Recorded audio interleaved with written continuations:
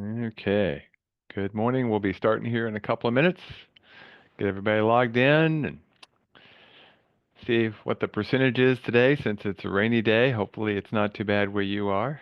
And as the ice melts, it's not too slippery. And again, we'll be starting up here in just a couple of minutes.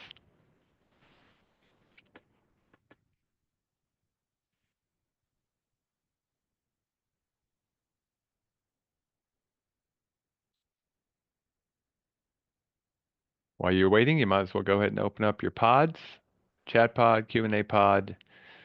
Get ready to answer polls either online or download the app.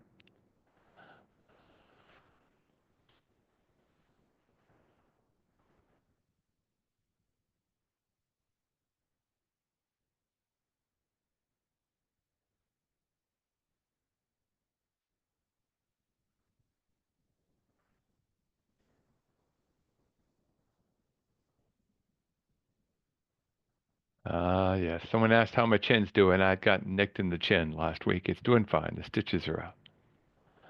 Still got a bruise, but that was from stick number 2. Thanks for asking, Kevin.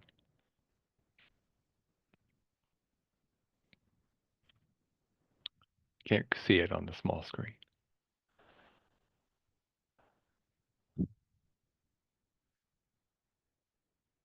Okay, as the last few folks sign in, we'll go ahead and get ourselves started. Good morning. My name's David Orr. I'm the director here with the Cornell Local Roads program, and I'll be running us through our Work Zone webinar today. It's part of our foundational series. Um, the idea is keeping everybody safe in the work zone, so that's why I threw that up on the title screen. We'll be doing polls and all that fun stuff, just like we've been doing all along. As a reminder, for those who haven't been to one of these before, you need to look at the bottom of the screen, your audio settings in the lower left. Please open up the chat pod. That's where we will put links to the handouts, a couple of other documents we have on our website, such as the Pocket Guide later on. We'll be asking you to raise your hands a couple of times. And then the Q&A pod is where you can ask us questions if they're related to the webinar. I'll answer them if they're related to some technology issue or you're having a problem getting something. Put it in there, and Jody or Amanda sitting in the background will take care of that. So this is worth 1 PDH here in New York State. And with the current rules, it's anything goes for that, long as it's been approved ahead of time. So one person registered will get a certificate of attendance, and we'll get that to you. If you're from another state, check with your LTAP center, and we'll go from there. Well, let's do our polls, see who's on the call today.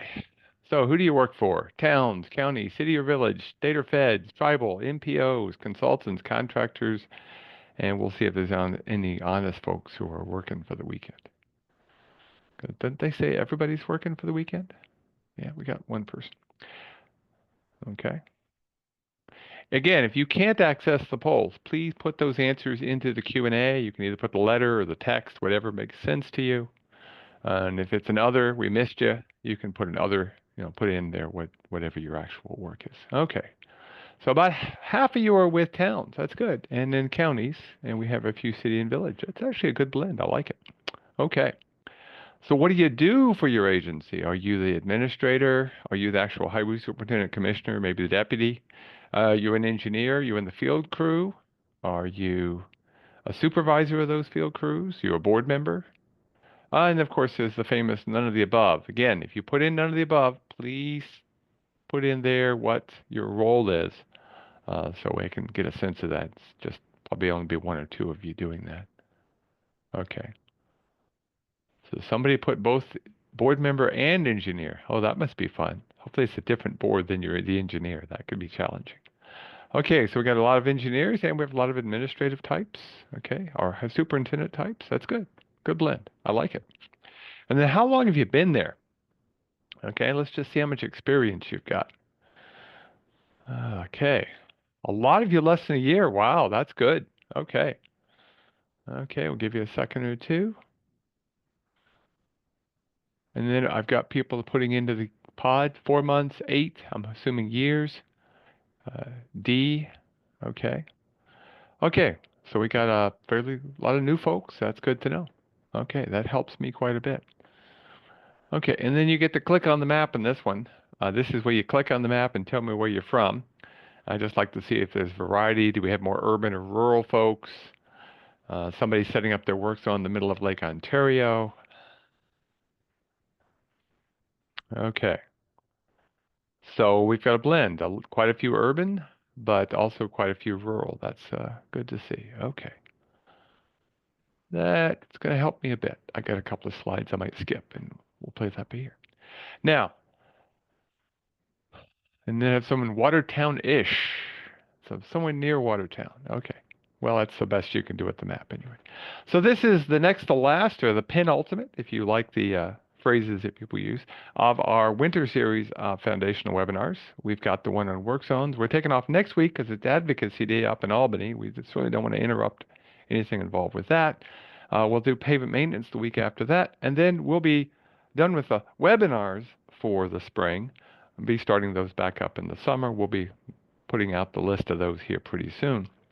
Uh, we're also going to be starting up our spring workshops here shortly after that, and we're going to be doing everything from liabilities to surveying, safer roads. Please sign up. We'd love to see you there. And don't forget, we have our ongoing workshops for work zones. We've already held 3 of them, but there's still a few more to go. 4 of them, excuse me. We had 4 of them last week. There's still going to be 5 of them to go coming up in March. So please make sure you're signed up for those. Those are covered by a grant, so the cost on those is already covered. So that's a pretty good deal. Now, there is a pocket guide that's sort of a companion to what we're talking about today. There's also a handout. So if you open up your chat pod, in about 5 seconds, Amanda or Jody, I don't know, one of the two of them is going to repopulate a link to the handout today. And that has a link to our pocket guide. You may want to download that, and if you need pocket guides, we can get them to you. And I just realized, Amanda, I forgot to put the picture of the new pocket guide on here. The new pocket guide, here, I'll see if I can have a little bit of fun here. I don't think I can get that color, but I'll go ahead and try here. Come on, up. Here we go. Well, I can't really quite get it. I'll do this color because it's about the best I've got. But the new pocket guide, our flagger guy is wearing a lime green vest. So you'll know it's a new one because it's got a new date, but also it's got a lime green vest. So um, there's been updated with some changes that occurred in the MUTCD, which we'll talk about here this morning. Okay. So what do signs do? I mean, signs in general are a way we communicate. They're a communication tool. Not sure what we're communicating here. The end is near, zombies ahead, stuff like that. Um, that's not always going to tell people what they have to do. You know, if they'd said zombies ahead, please turn around. Hey, then we've got something possibly. But and by the way, if you're wondering, both our friend the zombie monster here and this occurred in Austin, Texas. Must be something in the water there. I don't know. But what do signs do? Well, they communicate. They communicate our regulations, our warnings, and our information. And so, in general, signs can communicate good things, but they can also communicate things such as, well, we didn't want to move that stick, or we have slow children on a dead-end road. Think about that for a second. They're asking you to slow down because of children on a dead-end road. So it's only the people who live there, okay? Or we don't know where we're going. Now, work zone signs are signs just like anything else. And so whether it's for cars or bicycles or pedestrians, anyone, we need to communicate what we want folks to do. So look at this situation. They're working on the sidewalks. That's good, right? But both sidewalks got closed, and they put up a little sign that says sidewalk closed ahead, cross at the crosswalk. Now, in terms of the size, it's pedestrians. I'm not going to get into the size issue, but I do have a little bit of concern about the fact that where's the pedestrian supposed to walk? I mean, where would you go in this case? Just, click on the map. Where would you go in this case? Where would you go? Let's see what y'all think. Where would you go?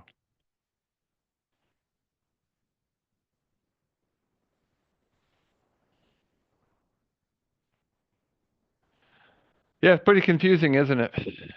I mean, it's hard to know what you're supposed to do here. We're not being clear with our signs.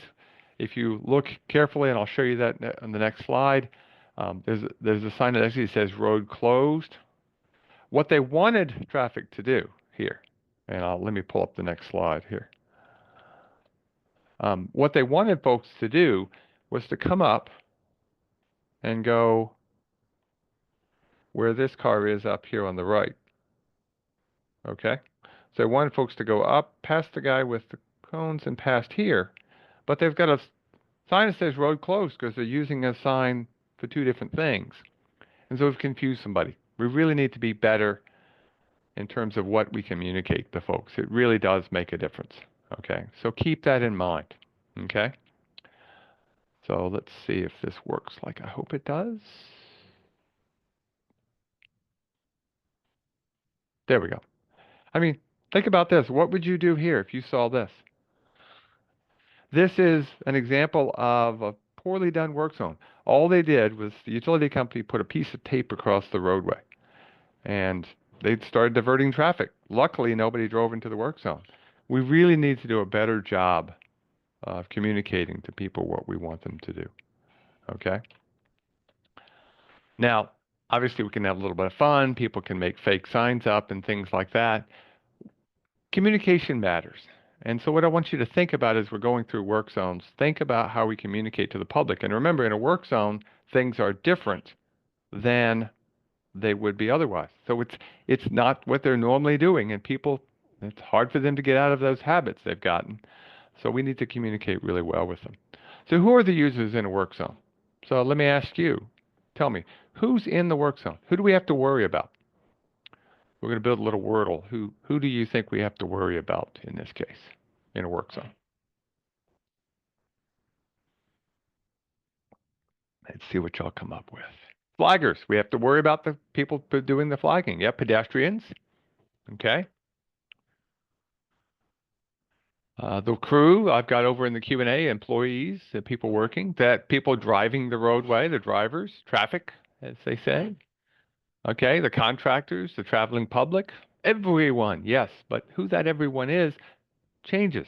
If you're in a really rural site with no pedestrians, you're going to have a different setup than you might have if you were in a urban area with a lot of pedestrians. Or even worse is you've got a seasonal issue going on where now things change suddenly. So yeah, we need to think about who the traveling public is, who the work zone public is. Okay? So let me go through the work zone users and let's talk about it a little bit as we go. The first one is the traveling public. So the traveling public primarily wants to get through the work zone quickly and safely. And remember, they're used to going a certain way, most of them. So when you change things up in a work zone, they're used to going straight. They're not used to having to change lanes or even worse, do a detour. So keep that in mind, what the traveling public's trying to do. And they might be distracted. They might be on their phone. They might be trying to click on the infotainment system in the car or fighting with the safety controls and wondering why they're doing what they're doing. I mean, people do that. So we have to think about that issue. In terms of the crews, as y'all mentioned, the equipment operators themselves, they want to keep working without slowing down. They don't really want to be delayed at all, right, to get the work done. And don't blame them. And a well-designed work zone makes it more efficient, faster, and safer for everybody involved. So want to keep working, okay? The crew supervisors, the highway superintendents, you want the job done as fastly and as cheaply as possible. You're trying to get it done, right? But of course, if you don't think about safety, it's going to slow that project down. Safety has to be part of the equation because a crash, you just slowed that job down and it's going to cost a lot more money. By the way, Colonel Sanders here is in Austin, Texas. Something about that water. I don't know. Maybe it's the chicken. I don't know. Now, in terms of the traffic control personnel, maybe we could do a little better than this. But obviously, if you are a flagger, you're going to want a smoothly operating work zone that's easy to manage. But the reality is most work zones are either really boring or really, really exciting. Okay? So let me just ask real quickly, please raise your hand if you have flagged traffic at all. Just raise your hand if you flag traffic. Let's see how many of you have actually flagged traffic. Plus, I'm getting you to flag your hands. Okay. It's an exercise. If you are setting up a work zone, you've never flagged traffic, it might actually be good to find a work zone and get the flag for a little bit. Make sure you're trained before you go out there. But yeah, it can be a useful exercise to see how that actually works as you're setting that up. Remember, no one wants to be inconvenienced or placed in harm's way. That's the goal here. But we have to work on the roadways. And so that's a balancing act, and work zone traffic control is pretty important. Now, in terms of the traveling public, that includes lots of people. Obviously, there's cars, okay? We have buses. Might have trucks. And then, of course, we have the people who are not inside pieces of metal, which includes the bicycles, the pedestrians, the disabled or handicapped, depending on the word you like to use. It's all the same. They're what are called vulnerable road users, okay? And then, of course, we have breakdancers or parkour runners. I don't know which in this particular work zone. But let's talk about the differences in a work zone we have to think about with these different vehicles. When it comes to cars can get in pretty tight spaces, but we got to communicate to them with signs they can see. And if they're moving with any speed, it can be hard to see a sign that's too small. Or a homemade sign just gets disrespect. I mean, they shut a parking lot off and they put up the sign that says exit via the state route. Maybe just a big exit sign might have been better with an arrow. Keep it simple, okay? Now, when it comes to buses, if you've got buses, whether they're city buses or they're school buses, think about the fact they're going to need more room. They're going to be having to weave in and out a little bit, okay? So you got to think about that. And if you make things too narrow and too tight, are they hitting the cones? Are they crossing over your temporary lines? Think about other users that are in your work zone. And in terms of trucks, same thing, especially semi-tractors need a lot of space. But also the trucks that are driving in and out of your site that may not be all the time. How do you get them in? How do you get them out? Try to think those things through. And in terms of our vulnerable users, do you have bicyclists? Okay. I mean, you get a bicyclist, and I'll come back to the bus question there in just a second. Okay. That's a good question in there in the Q&A. I'll come right back to it. In terms of bikes, do you have bicycles? And if you do, you don't want to block them. You want them to get through the work zone as well. In this case, they put the work zone sign right where the bike wants to go, and now you're pushing the bike back out in the road.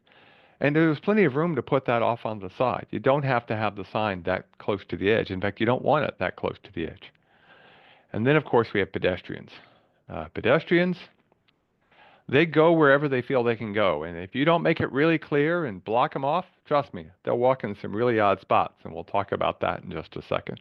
And finally, the people who are, again, whether you use the term disabled or handicapped, the key is other people might be using that work zone. And you just need to be aware of those folks. Okay? So, the question that was in the Q&A that I said I'd get back to is you have buses that will not change their course. Okay?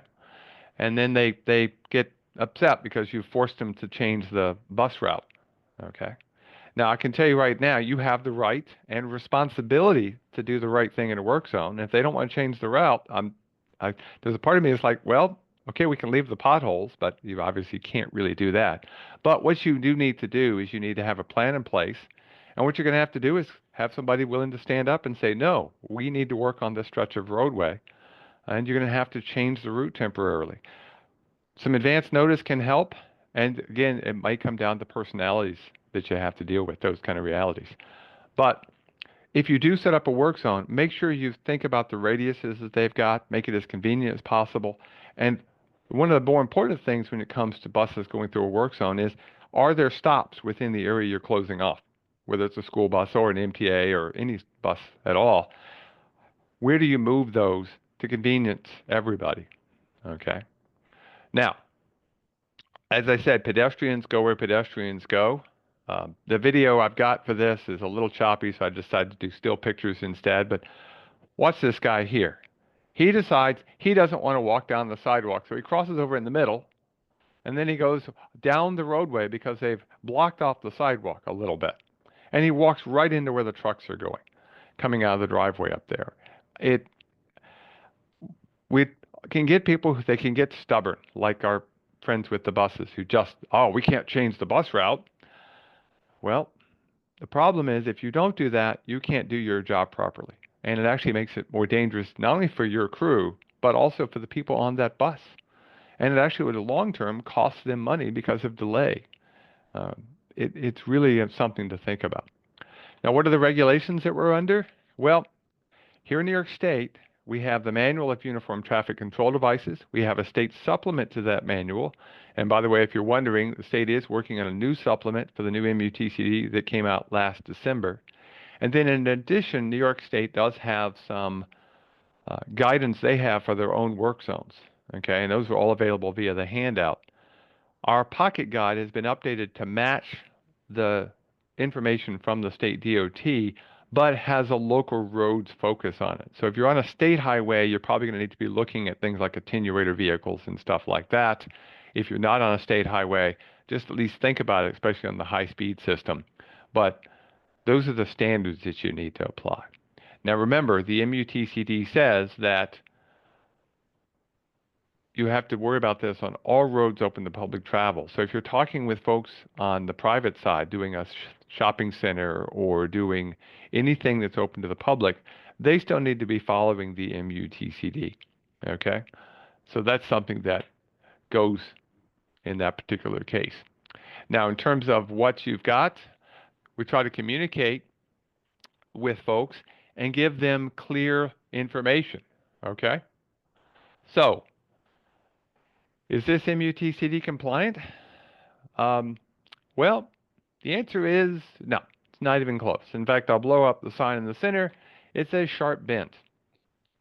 Now, I've got a comment up here about the fact that there's concerns about people understanding English. The reality is there's actually some pretty good evidence that if they're driving enough, they know the English. They may be claiming they can't read the English, but they know the English. But better than that, really should be thinking about using symbols anyway, because whatever your language is, symbols actually work better and they're clearer. People can respond to them in a better way, and actually in a lot of ways they're more useful. Okay? So, what would you do in this case? So let's see what you might try to do in this particular case. Okay? And while you're putting in your answers, just be careful if you use a different language in a sign. Remember, how many people speak a particular language versus another language? I know that in some of the tribal areas I've seen where they put two stop signs up, one in the native language and one just in English. Luckily, the advantage there is octagon is always an octagon. So yeah, so I've got put up an advanced sign. I've got somebody in the Q&A who put up arrows to the left. Okay, advanced signs, 4 warnings. If it's a short-term detour, you're going to put temporary signs. But if it's going to be a bridge closure like we have, why not just treat this as if essentially the road turns to the left at that particular point? Okay? So put up, instead of a sharp bend sign, okay, put up chevrons or arrows or delineators, whatever matches the need, going around the corner, and an advanced sign that actually now makes it into a turn with the proper speed set with a ball bank or whatever technique you want to use. Because it's going to be there for several months. Now the road just goes to the left. And just sign it that way. Now, as we're going to talk in just a second, the signs are supposed to be black on orange. But if you've gotten stocks black on yellow for the curved part, put that up. Put something up that communicates to the public what they need to do. Now, within a work zone itself, signs should be black on orange. And the reason for that is that color matters. But by itself, color isn't everything because some people don't see color. But black on orange is the standard color. 36-inch size, much bigger than most people think, and 1 foot off the ground. And the reason for that has to do a lot with making sure it's high enough if there's snow or grass buildup. We want to just anything we can get out of the way. And if it's long term, you actually want to have it at the 5 or 7 foot height that we have for rural or urban areas. because the permanent signage, anything that's going to be more than just a short-term work zone, put it up high. In case there's parked cars or stopped cars, people can see the sign better. All the signs should be retroreflective. You can see them at night because we know we're out there working sometimes at night. Okay? You're going to be putting in advanced warning signs, giving people time to react. We'll talk about that in our time together. And something I'll repeat again and again and again, you got to remove them when they're not needed. That doesn't mean taking them away sometimes. Turning them may be enough, but remove them from the visibility, from the driver, so they don't see them anymore. Okay? So is this a good work zone? Uh, Anybody think this is a good work zone? I don't think anybody's going to raise their hands. At least I hope you don't. Okay? Yeah, the font's too small. It's the wrong color. There's about nothing here that matches. Let's go back and look at our list. Let's see. It's not black on orange. It's not 36 inches. It's not. It might be a foot above the ground. Maybe, maybe not. It's definitely not retroreflective. There's no advance warning before the bump. And, in terms of removing when not needed, some cones probably would have been just as useful. It was a bump, but it wasn't really that severe of a bump compared to what they did. So we can do better than this. Now, one of the most important signs or things that traffic control devices that we can put on are safety vest. Yeah, the steel plates here were not pinned. No, you're right. They're just held with asphalt. That's a different problem. But it's safety vest. I hope everybody has good safety vest. Everybody in a work zone should be wearing safety vest. That includes the police and the fire when they're not actually engaged in police and fire activities, if they're just directing traffic or they're out doing an accident investigation. Okay? So everybody needs to have things on at night because it's easier to be seen at night. Okay? You can see these folks. They're all wearing vests. Okay? Now you can't see the one guy that's sitting in the middle of the paver who is hidden. His vest is hidden. And most of these guys are actually not quite meeting the standard for type 3 vest.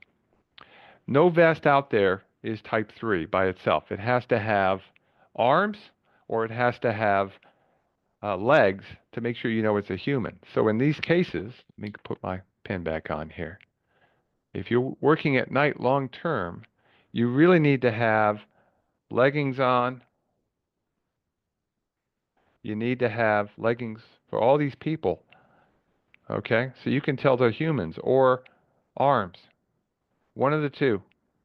Okay? So the pants or the coats or even gloves, something so you can have enough area to retroreflect and enough so you can see them at night. Okay? So let's just ask a question. How many workers can you see? You ready? Here we go. Okay, so in the Q&A, somebody tell me how many workers they saw. Q&A, how many workers did you see? 5, 3, 6, 5, 3, 3, 3, 5. Okay, all kinds of fun stuff.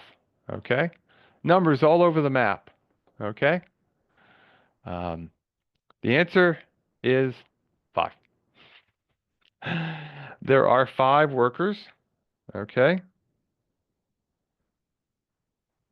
1, 2, 3 wearing vest, 4, and 5 that are not.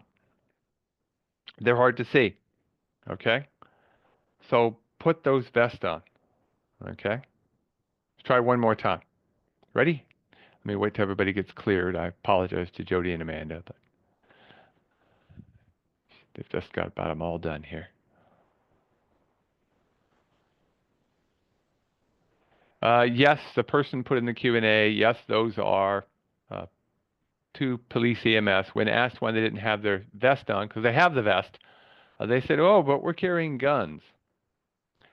At 55 miles an hour, you're not likely to see that. So, yeah, everybody needs to have a vest on. There's a good reason for it.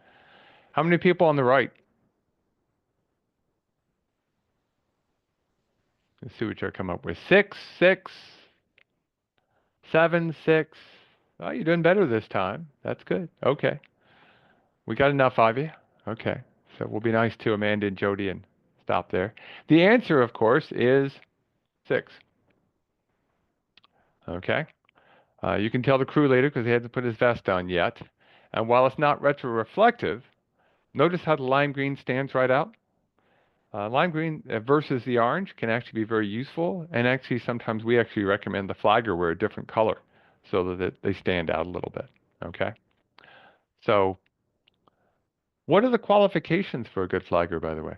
What makes a good flagger? What do you think? Attentive? Yep. Paying attention? Training? Alert? Yes, the world needs more alerts. Yep. Okay. Sober? Yeah. Yeah, that's absolutely true. Um, I've got attendance and training. They need to be visible. They need to be in a place where they're not hidden by everything else. They should actually be respectful and friendly, at least respectful. Okay. They should be physically fit. They're going to be standing for a long period of time, though they might want to be moving a little bit. Have the proper gear ready for the weather. Make sure you relieve them, by the way, please. Don't leave them out there forever. Yeah, what good flaggers really help us be safe. Okay? So let's see what we have for what flaggers must do. Flaggers must be alert, which is what the biggest part of our wordle was. That's good. They must be visible. You had that. They really need to be motivated to be a flagger. And that's part of the problem. A lot of times we throw somebody in to be the flagger because they're the guy who's the lowest on the totem pole. Really need to somebody who really wants to do that. You need to train those folks. Okay? And then a couple of rules of thumb. They need to stand alone. That's not something that's always easy to do. They have to face traffic. Oh, they don't like that. They'd rather look the work, right? But they need to be facing traffic. They're like those security guards at the sporting events who are watching the crowd.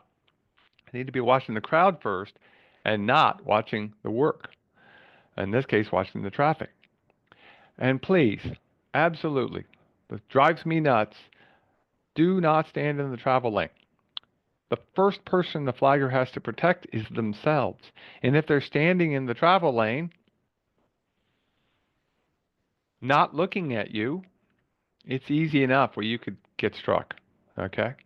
And if you get struck at 40 miles an hour, it's going to be a really, really bad day. Stand in such a way that you're not going to be in the way if somebody goes on by. I took these last 2 photographs going through a work zone. I was the first car. It'd been real easy if I wasn't paying attention to hit these people. They didn't really quite have enough advanced signage. They didn't have a flagger station. I actually like to put a cone or two where the flaggers are standing. It's like a flagger station. And this guy, I crept up on him a little closer, and finally he told me I was number 1. But he never turned around until then. You know, he'll claim, well, I looked at you at the corner of my eye. Maybe. You really need to not be standing in the roadway. In terms of the equipment, obviously these days we don't use flags anymore. We use paddles. Okay. People don't know what the flag means. So really we should be using paddles. Okay. Um, let's go back and look at the size. Somebody asked if they need to be bigger. No, that actually is the standard. Surprisingly, the stop slow paddle standard is only 18 inches. It's 2 feet, excuse me. It's not as big. 3 foot is the size for everything else, but the paddle can be smaller. Partly because we know what a stop sign is. Okay, and if it gets too big, it gets too windy. You can get them bigger, but yeah. They need a paddle. They need a vest. The vest needs to have, it's all the way around. They need a hard hat. If they're working at night, maybe they need a little bit more in terms of reflective material, and be ready for the weather. That means long pants, long sleeves, uh, sunscreen if they need it. A good brimmed hard hat can help protect the back of the neck. Okay. They need somewhere to alert the users, the crew in the work zone, which means some kind of whistle or horn. We actually like whistles because they don't get problems in bad weather, and people love to play with the horn too much. And then a good idea is have the flagger be in charge of turning the flagger head sign when you take a break. If you don't need the flagger for some reason, have the flagger walk up to the sign and turn it, get it out of the way. Okay, that becomes their operation, and it's a good way to take a break for a few minutes. You can leave the other signs up. That sign's turned. It helps everybody. Hey, work is going on right now. Okay. And yeah, Alan, you're right. Comfortable shoes that you can be standing in all day long, those gel inserts or whatever works for you. Standing all day is one of the harder things to do. Okay. Now, the most common thing we see going around are the one and two flagger operations. So let's talk about the one and two flagger operations for a sec. The handbook that we have has in it the one flagger and two flagger operations, and you can go through those a little bit. The key here with these is deciding between the two. The one flagger operation really needs to be good sight distance. It really needs to be relatively low speed. And the work zone needs to be short enough to where the flagger can actually walk back and forth. So let me get a pin color that's going to work here. Let's do purple. So really, the flagger should not just be standing across from the work. What they really need to be able to do is walk down here to where they can help stop the traffic that they see in the other lane. And then when they're done stopping that traffic, they have to be able to walk back up to the other end of the work zone site to stop the traffic coming in the other direction. So they're actually walking back and forth. In fact, that's where I actually like to have, as I say, a cone or two. So I'll put a little cone here. It's a purple cone, but it should be orange. Put a cone or two to delineate the site. So if they can't walk back and forth and actually maintain the traffic, you probably should be thinking about a two flagger operation. It's a good way to think about it. Okay? So if it's low traffic, good sight distance, yeah. But if it's high volume and high speed, timing wise, you really want to think about going the other way. Because if you're just standing over there by the work zone, it might be hard for someone who's in this lane to see you. They don't expect you to be on the left. So if it's a single flagger operation, they need to be moving and getting closer to the end so they can stop the traffic safety. Versus a two flagger operation, where those two flaggers should be set up so that they can see each other. So the nice thing about a buffer space is the buffer space, usually you can see across through the buffer and not through the work zone, and the flaggers can see each other. Okay, so keep that in mind. Now, we do sometimes have odd situations, like in an intersection, when you've got opposing traffic flows. You might actually need as many as three or even some cases four flaggers. It can be very challenging if it's a high volume situation. Um, really can be challenging to deal with that. In that particular case, I actually like to lay it out a little bit beforehand, sketch it out, and even have guys sort of practice the communications. And as Alan puts it, if you got radios, that's even better. You can actually talk to each other about who's releasing which traffic. Okay? And again, you're going to need probably a minimum of three in almost every case if the traffic volume is very high. Yeah, if it's very low, you can probably get away with a couple, but each one is going to have to be unique that you look at. So you're thinking, well, how do I deal with this? How do I write up a traffic control plan? Every work zone should have a traffic control plan. Every single one of them. But it's not as complicated as people think. Everybody's like, oh, how do I do a traffic control plan? Well, it's simple. It needs to be specific to that particular work zone. It has the advance notice signs in it. It has for error and inattention by drivers who are on their phone. And the key is move traffic away from the hazards and away from the workers. Okay? Because by doing so, you make everybody safer and the workers can get more done. They're more efficient. So what documentation do you need? What would you put in a good traffic control plan? Let's see what y'all come up with.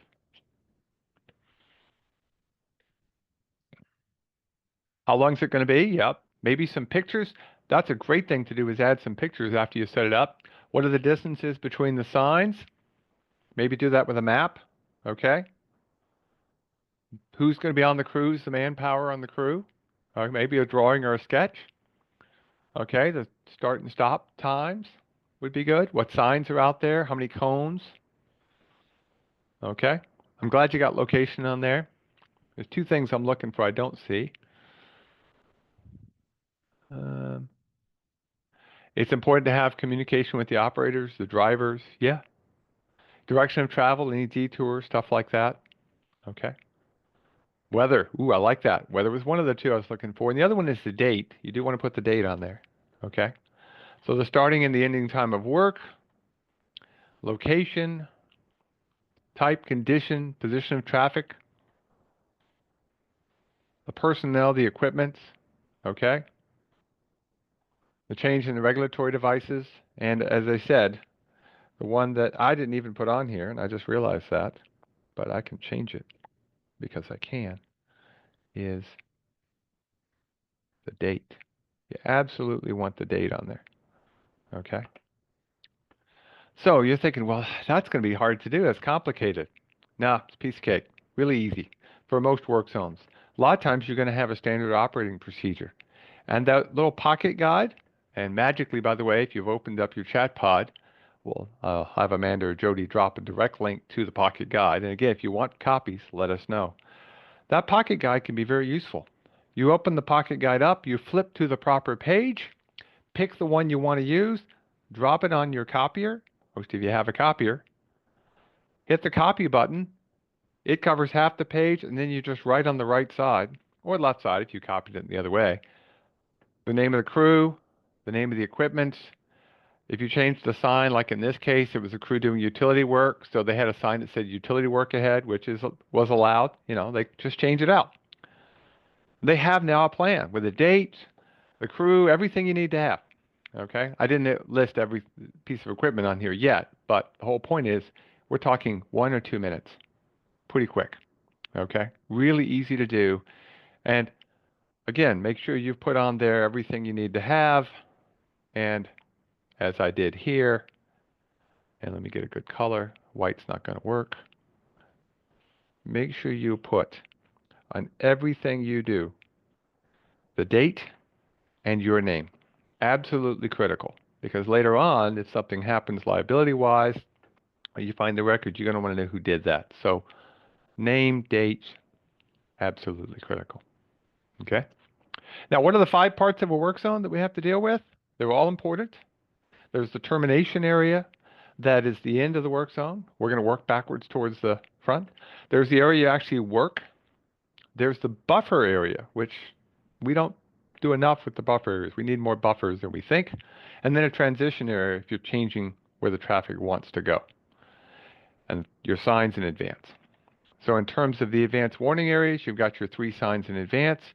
The reason for 3 signs is to get people ready for the work zone. So you give them a general warning, a specific warning, and then some instructions on what they're going to have to do. So in the case of our 2 flagger operation, we have the road work ahead, or the symbol sign, if that's what you've got in stock. You're then going to have a 1-lane road ahead. That's specific information that says, hey, it's a 1-lane road ahead. Be ready. And then, of course, a flagger symbol, which is an instruction that says, be ready to stop. Be prepared to stop. And it's going to be someone carrying a paddle, or in some limited cases, a flag. Okay? And the flagger should be at the end of the advanced area before the transition zone, not in the middle of the transition zone. In this particular case, they have nowhere to go. If somebody came through that work zone and didn't slow down, they're in the wrong spot. If they try to go out to the right, they're going to hit their own attenuator vehicle. If they try to go to the left, they could be going into opposing traffic. They need to be standing in a place where they're safe. Okay? We need to have buffer zones. And again, I never trust that the videos are going to always work on the online stuff, but the buffers need to be essentially the length of the stopping distance. So if somebody goes through the cones, and again, this guy should be off to the right a little bit, there should be enough distance for them to stop before they actually hit your truck. That's not going to work. You need more space. And once you set that buffer up, don't let people pull in to check the site. That's not the purpose. It's not a parking area. It's a buffer zone. Okay? And then the work area itself. Okay? You want to make sure that the buffer area, the work area, is set up with cones around it. You know, if this guy steps backwards, he's in the wrong spot. He's going to knock the guy into the hole. The work zone should be surrounded by something to keep people safe. Okay? Now, somebody mentioned in a moving work zone, you're going to have different kinds of signage and attenuator vehicles and things like that. And yes, there are some differences in moving work zones and how you set those up, okay, and how you flag for those particular operations. We're covering mostly the static ones.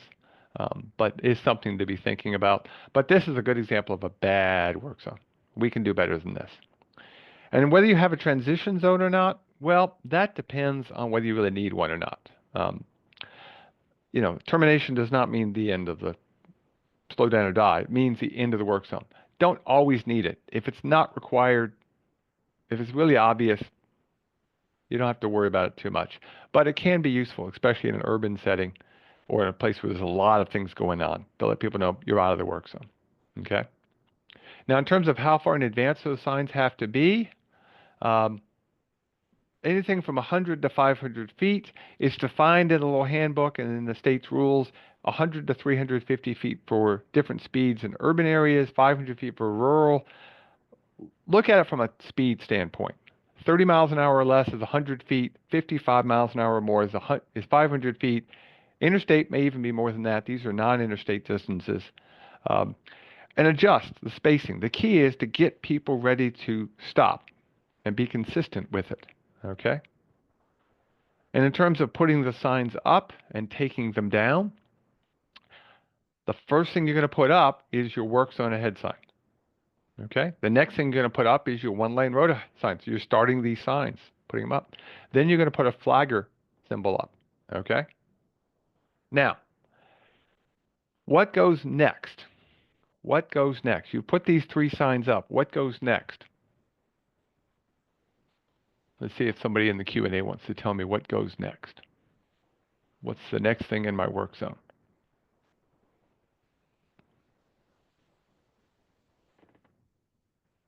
The flagger, very good. I like it. That's great. The flagger needs to be the next thing that's put up. The flagger needs to be up there before you start putting the cones in the roadway. So go ahead and get your flaggers stationed. Okay? There's no traffic. Great.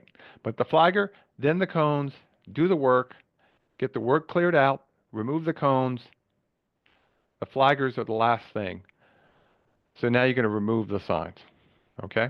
Now, there are some times when a flagger actually sometimes goes out there to help set those things up too, but those can be challenging. In fact, one of the most dangerous times is setting up a work zone. I don't know if you've seen this particular example. This is from the interstate. I'm going to take the risk of playing a video on the good old World Wide Web here. But if you haven't seen this, yeah. Guy was essentially getting ready to get out and set some things up and came within a hair's breadth of having a really, really, really bad day. Luckily, he didn't. So when you're setting up the work zone is one of the most dangerous times. So think about that carefully.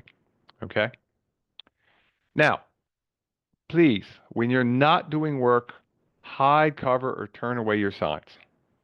Nothing's worse than a flagging sign at 2 in the morning. Because every time I go by one of those, all I can think of is I want that job and the overtime that comes with it. I don't think about slowing down, and we teach people to ignore the signs. Okay? And remember, all of the guides talk about simple situations that are perfectly straight in the pocket guides. But, the reality is there might be a corner. There might be a turn. And so the same signs go up around the corner, but you may have to increase the distances slightly. You may have to, instead of having a nice straight thing like we see in the manual, you may have to come and move the flagger station so that it's away from the corner. Oop. So that's something you have to keep in mind. So you might have to actually move everything a little bit further away from the corner so you can see. So don't assume exactly the distances. Those are minimum distances that are in the handbook. Do you always need all 3 signs?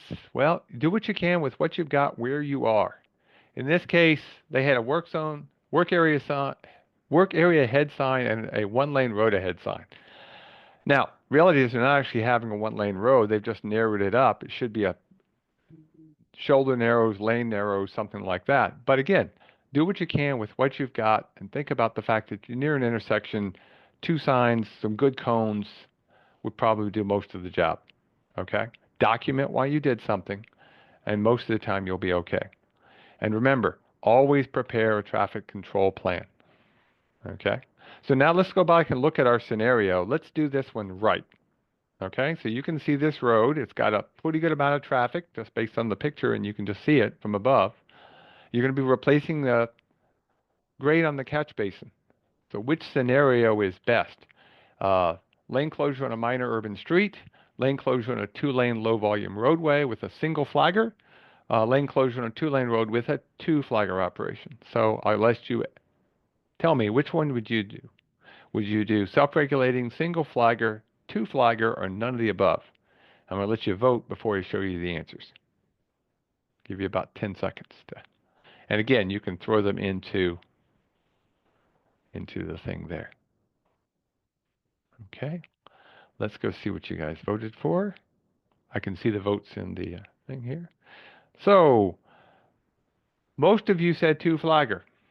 Some of you said single flagger. I got a few more on the Q&A that said single flagger. Let's go back and look at this and ask ourselves, is there enough traffic to be self-regulating? No, you got way too much traffic for that. Again, if you want to have that, you have to have a situation where we're talking like a residential street, good sight distance, no conflicts. As for a single flagger, really, truth be told, could you walk back and forth several hundred feet with traffic volumes of over 1,000 vehicles a day? And this road has over 1,000 vehicles a day. No. Now, where's that cutoff? Again, ask yourself, could I walk back and forth from one end of that to the other and not create a situation where there's a car coming on a regular basis that I have no way to stop them? And if the answer is I can't do that, then you probably need to be thinking about a two-flagger situation. I know none of us have the staff. A lot of us are very small. But I just want you to be aware of the fact that we're trying to think about safety and we're really trying to protect the crew. And so you may need to think about working with another town to have maybe they help flag and then you help them kind of situation to try to get those two flaggers when you really need them. A lot of our low volume roads, we won't necessarily need it, but think about the sight distance. If you're standing there, can you see traffic for 14 seconds or so? If you can, you've got some more options. Okay, good sight distance. Okay, yeah, I like it in the Q&A. Protect the ones you have. And first one to protect is myself. So let's do a few questions, partly because PDHs and partly to get you thinking. In this case, I'm going to have you throw the answers over into the Q&A. Okay, so why are work zones important? Someone already put the right answer in there, but what do you think? Safety, yeah. Yep, as they said, protect the ones you have. You're protecting yourself, you're protecting your coworkers, you're protecting the traveling public. Okay? Good work zones actually also make your work more efficient. We did a research project about 20 years ago now, where we actually had different crews helping us do work zones. In the sites where I had good work zone control, I could get in and out of the work in about 20 minutes. In the sites where I didn't quite trust it, it took me another 10 or 15 minutes because I'm spending all of my time looking back and forth, making sure there's nobody coming into the work zone. A good work zone, you're much more efficient. You're much more likely to actually concentrate on the work and not concentrate on traffic. Okay? Now, we saw this sign earlier in our friendly Austin, Texas, but why is that not a good sign? What is wrong with that sign? Even if there were zombies ahead, there aren't. But even if there were zombies, why is that a bad sign? There's no guidance. We don't tell people what to do. It's certainly not professional. Actually, in terms of being too far off the road, surprisingly, it's not. Think about most signs are supposed to be 12 feet off the road. The way signs work, you can actually have them quite a distance off the roadway. But the main thing is it's not uniform. It doesn't fulfill a need, and it doesn't give guidance. Okay, it really needs to tell people what to do. Now, obviously, in this case, it's completely bogus because there were no zombies ahead. But you need to tell people what to do. So this one should be easy. This I'm going to have you raise your hands. Just going to have you raise your hands. Should work zone signs be retroreflective? Raise your hand if you think the answer is yes. Please raise your hand. Please raise your hand. Everybody should be raising your hand. Because like it or not, even if we think we're only working during the day, what if you have an emergency culvert repair? What if you wanted to start working first thing in the morning and it's December and it doesn't get light until 6:30, 7 o'clock? Everything needs to be retroreflective, and even during the day, if people are running with their lights, it actually helps them see the sign. So every work zone sign should be retroreflective. And if you take the sign out, hit it with a flashlight, and it doesn't bounce back, it's time to think about replacing that particular sign. Okay? So now, I hope you get this one. Please get this one. Where should the flagger be standing? Where should the flagger be standing? Side of the road. Yeah, please. Okay? Stand in such a way that if somebody goes by all the cones, goes by and doesn't stop because they're not paying attention, the first thing they hit is a series of cones. It wouldn't take that much because they were going to be there quite a while to come in here and do this. Come on. Where'd my pen go? There it is. Put cone 2, 3, 4, 5, 6 cones and have the flagger standing here.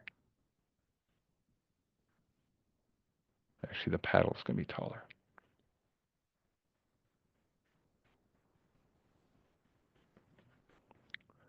Okay? And again, I actually like to have an extra cone or two right by where I'm standing with the flagger station. Okay? And even if you're in the open lane, you can actually sometimes have a couple of cones there. Sneak them out into the road a little bit. Get people to have to think. Slow them down. Okay? What's the proper color for work zone signs?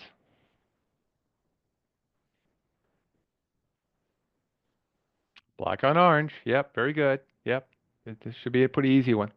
But if you're doing a long-term detour and all you've got is yellow on black, or black on yellow, excuse me, for something that's a long-term thing, put up what you've got until you can get the black on orange. I understand the reality of the world. Document why you did it. That's a should condition most of the time. Okay? Who should be wearing high-vis clothing in a work zone? Mm-hmm. Yep, you got that. Everybody working in the work zone. And the only exceptions is, again, fire people fighting an actual fire. By the way, I hope they're protected by fire police who are wearing a vest. And police engaged in police activities, not an accident investigation. If they're directing traffic, they're actually supposed to have the vest on. Okay? I drove by a whole bunch of them this past week. I was over at my in-laws. And they had police out there doing the flagging, because that's the rule in Massachusetts, and neither of them had on the vest. So I could tell they were there only at the very end, and the traffic stopped in front of me. So everybody needs to have a vest on. And by the way, properly worn, please. Okay? This is not going to help anybody. Okay? What is the minimum spacing between signs?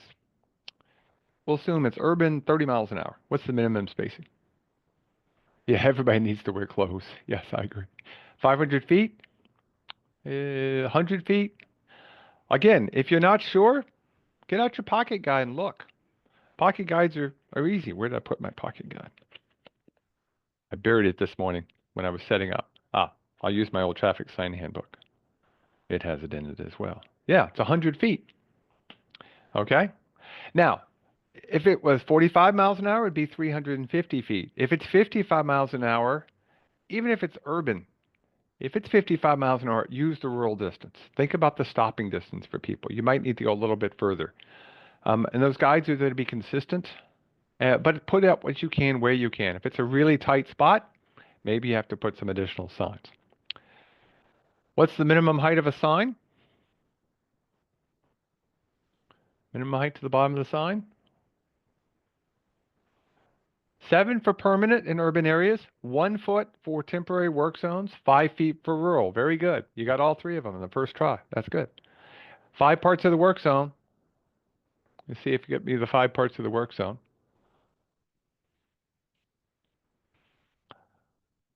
We're waiting to see here. You don't have to type all 5. If you just type 1 in, maybe somebody else will get one of the others. There's the buffer. Ooh, I got someone buffer for the first one. That's great. I like it. Buffer space. Advanced space, the transition. Yep, we got 2 more to go. The taper, the work zone itself, and then the one a lot of people don't even put up, but it's just something to think about. Up, you got it. The termination area. Very good. Y'all are great. And now I got last 2 things, and we'll get you out of here right on time. We get weird situations. So the real world is not always nice and neat. It doesn't follow perfectly. In this case, we had a sidewalk closure. A one sidewalk situation, lots of pedestrian traffic. There's no sidewalk on the right side. What are your options? Give me a couple of options here real quick. What might you do here in this particular site?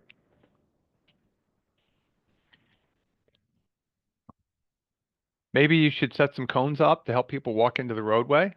You might have to detour them around that particular area. Okay?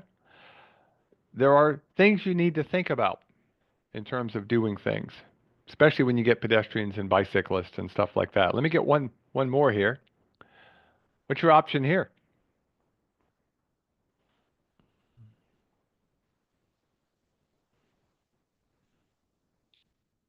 If you look carefully, you can actually see in the lower left, they actually have a little path they paved for the pedestrians. But you still need to be thinking about a buffer area between the work and where the people are walking.